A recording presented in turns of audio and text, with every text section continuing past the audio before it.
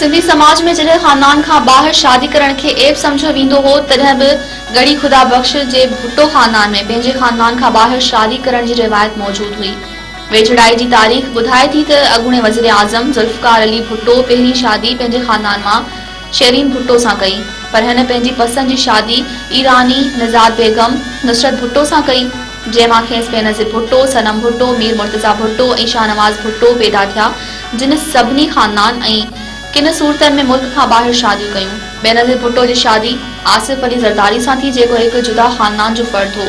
मीर मुर्तज़ा भुट्टो जी पहिरीं शादी हिकु अफ़गान औरत फौजिया फसीहुद्दीन सां थी, जंहिंमां फातिमा भुट्टो ॼाई।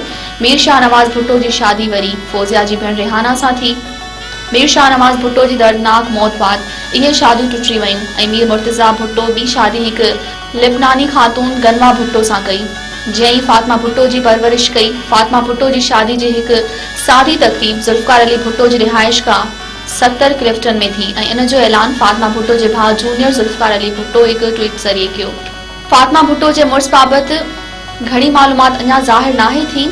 अलबत्ता इहो ॿुधायो वियो आहे त फातिमा भुट्टो जो मुड़ुस ग्राम बायरा हिकु अमरीकी आहे ऐं हिन शादी खां अॻु पंहिंजो इस्लामी नालो जिब्रान रखियो आहे। फातिमा भुट्टो जी शादी सादगी सां थियण जो सबबु भुट्टो खानदान में थियल लगातार सान्हनि ऐं मुल्क में वधंदड़ गुरबत खे ॿुधायो वियो आहे, पर सादगी सां शादी जी हिन अंदाज़ खे आम माण्हू वॾे पैमाने ते साराहे रहिया आहिनि ऐं इहे फातिमा भुट्टो खे कामयाब ज़िंदगी जी दुआऊं ॾेई रहिया आहिनि। जेतोणीकि फातिमा भुट्टो जी शादी बाबति घणा तफ़सील त ज़ाहिर न थिया आहिनि, पर जेका कहाणी ॿाहिरि आई आहे हिन मुताबिक़ घोट खे सिंधी टोपी ऐं अजरक पाराई वई। घोट ऐं कुंवार खे सफ़ेद जोड़ो पहिरियल हुयो। घोट ऐं कुंवार खे सिंधी रीतनि रस्मनि मुताबिक़ लाऊं ॾियारियूं वयूं ऐं टकर हणाया विया। घोट ऐं कुंवार खे दुआउनि जी छांव हेठि गुज़ारण वारी रस्म बि अदा कई वई। जेतोणीकि फातिमा भुट्टो सियासत खां परे रहंदी आई आहे, पर ज़ुल्फ़िकार अली भुट्टो जी पोटी हुजण करे संदसि शादी जी ख़बरुनि में अवाम जी बेहद दिलचस्पी रही आहे। शादी खां पोइ पंहिंजे ट्वीट में फातिमा भुट्टो लिखियो आहे त मुंहिंजे भाउ ज़ुल्फ़िकार जूनियर मूंखे ॾाॾी जो ॾिनल इमाम ज़ामिन ॿधो ऐं निकाह जी तक़रीब मुंहिंजे ॾाॾे जी लाइब्रेरी में मुनक़िद थी, जेका ज़मीन ते मुंहिंजी सभ खां प्यारी जॻह आहे। फातिमा भुट्टो ट्वीट में लिखियो आहे त शादी जी शानदार तक़रीबनि खे मुनासिब नथी सम्झां, मुंहिंजी शादी जी ॿी का बि तक़रीब न थींदी। फातिमा भुट्टो जो चवणु हो त शादी वक़्तु पंहिंजे वालिद खे तमामु घणो यादि कयो, जेको असांजे विच में हो ऐं उनखे पंहिंजी दिलि में महसूस बि कयो। असांजे विच में मौजूदु हर माण्हू बाबा सां प्यारु कंदो हो। महिरबानी करे असांखे पंहिंजी दुआउनि में यादि रखो ऐं तव्हां सभिनी जी नेक ख़्वाहिशनि जी महिरबानी।